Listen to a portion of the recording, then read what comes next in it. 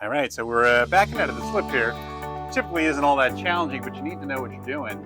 Right now we have the current is actually coming in, our tide's coming in, so our current is actually going in the direction that we're going. So I'm gonna put a reverse gear with my wheels straight. Remember, steer then gear, getting the momentum to come out of the slip. And it's about to, halfway out with the boat, I'll go to neutral, wheel all the way to my left or port side, and then reverse, and now my stern is gonna come over to my port side.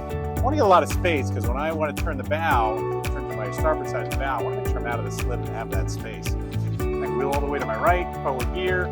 You notice the bow of the boat actually keeps pivoting. Straighten my wheel, forward gear, and head out the fairway.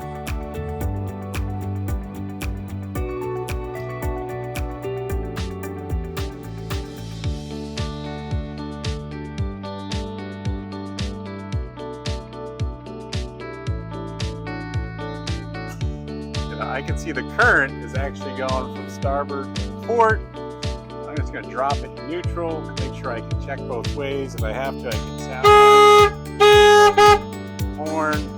Then I can wheel to my right, forward gear, head into the current.